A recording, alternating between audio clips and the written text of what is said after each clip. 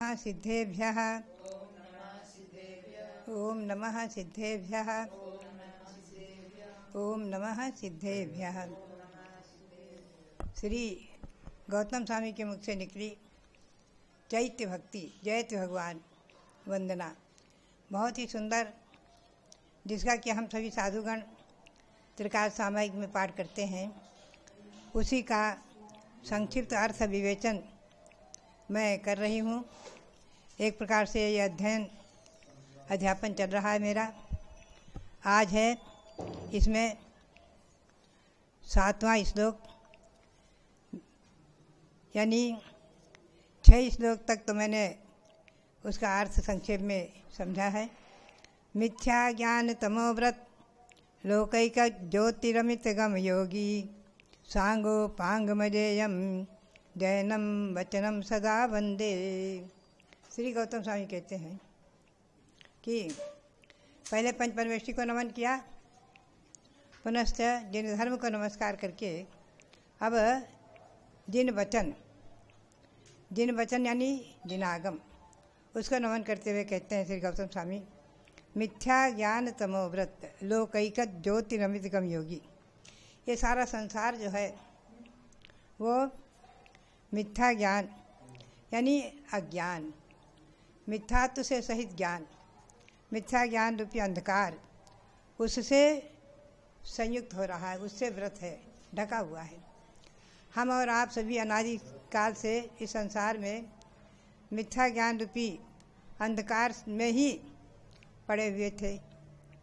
तो मिथ्या ज्ञान तमोव्रत लोक एक अमित ज्योति ही अमित गम योगी, उनके लिए एक ज्योति स्वरूप मिथ्या ज्ञान रूपी अंधकार से आवृत जो है सारा संसार, संसारी प्राणी, उनके लिए एक ज्योति स्वरूप और अमित गम योगी। अमित माने अपरिमित, अनवधि, ऐसा जो गम यानी ज्ञान उसको प्राप्त कराने वाला, ऐसा जो ये है सांगो पांगम अजेयम। सांगो पांग यानी 11 अंग, 14 पूरादि रूप अथवा द्वादशांग रूप, और उपांग से लेना उसके और भी है अंग बाह्य प्रकीर्णक आदि भेद। अंग और अंग बाह्य भेद से श्रुत ज्ञान 2 प्रकार का है। वो श्रुत ज्ञान, वो जैनम वचनम, जिनेन्द्र भगवान के जो वचन हैं वो श्रुत ज्ञान रूप है। द्वादशांग रूप जो अजेय हैं, किसी के द्वारा जो जीते नहीं जा सकते, तीनों लोकों में श्रेष्ठ, ऐसे जो भगवान के वचन द्वादशांग रूप वाणी, जिन आगम, यानी नवदेवों को इन्होंने लिया है। अरहंत सिद्धाचार्य उपाध्याय साधु, जिन धर्म, जिन आगम, जिन चैत्य, जिन चैत्यालय। तो यहाँ जिनागम को ले रहे हैं। जैनम वचनम, जिनेन्द्र भगवान के वचन, वही है जिनागम। सदा वंदे, मैं हमेशा उसे नमस्कार करता हूँ, हम उसे सतत उसकी वंदना करते हैं। अब यहाँ एक विशेष समझने का है, वो हमें और आपको ध्यान में रखना है कि सांगो पांगम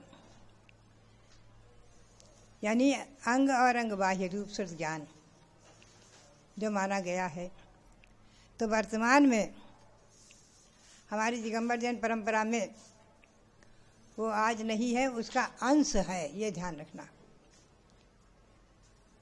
द्वादशांग रूप श्रुत ज्ञान आज नहीं है तो उसका अंश है, उसका सार है।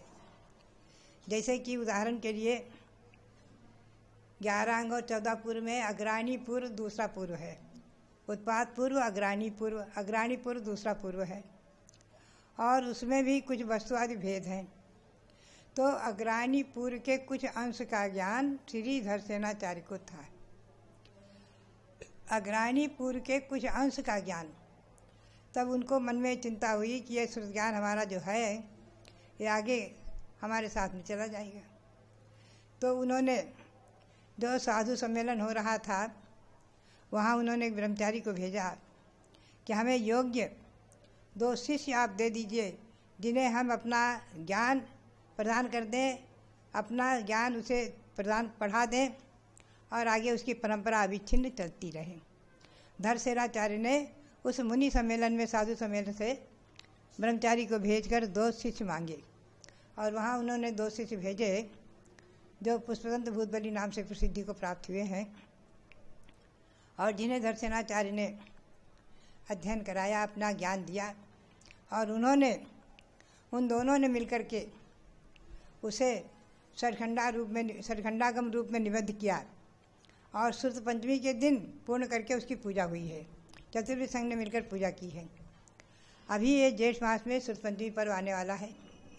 आज है ज्येष्ठ कृष्णा दशमी और ज्येष्ठ शुक्ला पंचमी को ही श्रुत पंचमी पर्व आने वाला है।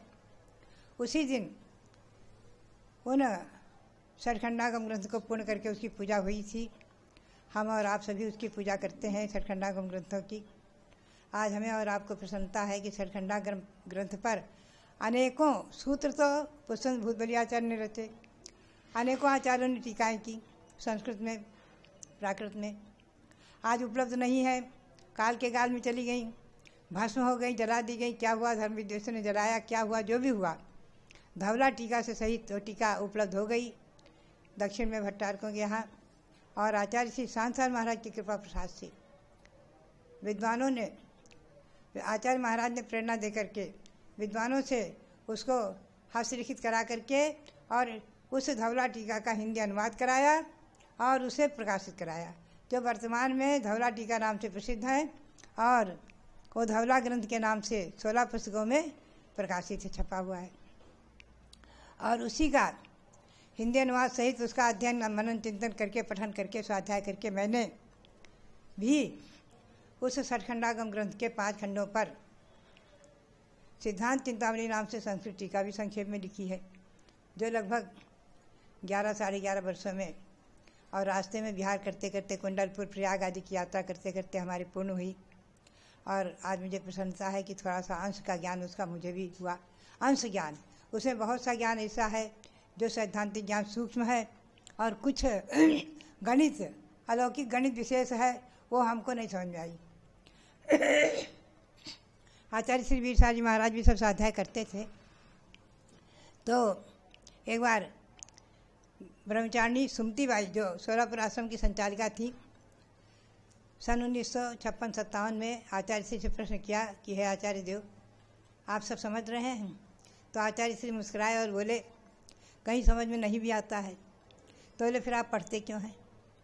बोले, इसलिए पढ़ते हैं कि क्षयसम बढ़ता जाए। नहीं भी समझ में आता है तो भी पढ़ लेते हैं, कभी न कभी तो समझ में आएगा, इस भव में नहीं अगले भव में समझ में आ जाएगा। ऐसा कर कर आचार्य श्री मुस्कुराए। तो उन्हीं की उस मुस्कुराहट को और उन शब्दों को मैंने भी पकड़ा और मेरे जीवन में मैंने भी थोड़ा सा उसका अध्ययन और स्वाध्याय आदि किया।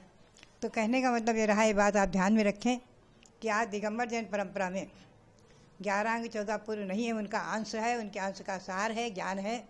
वो डायरेक्ट सीधे 11 अंग 14 पूर्व ज्ञान नहीं, श्वेताम्बरियों के यहाँ लिखित प्रकाशित हुए हैं अंग पूर्व, वो मानते हैं।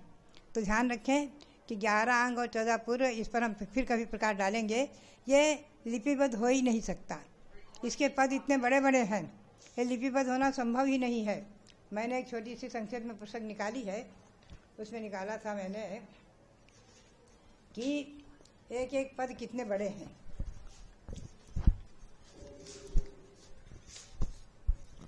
देखिए, 16 से 34 कोडी इत्येषि लक्षयम चैव सत्त सहस्राठ सया 88 पद बढ़ना।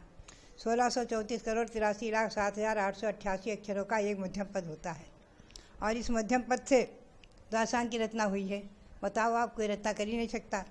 तो 1634 करोड़ 83,07,888 अक्षर का एक मध्यम पद और दासांग के सभी पदों का गणना है 112 करोड़ 83,58,005।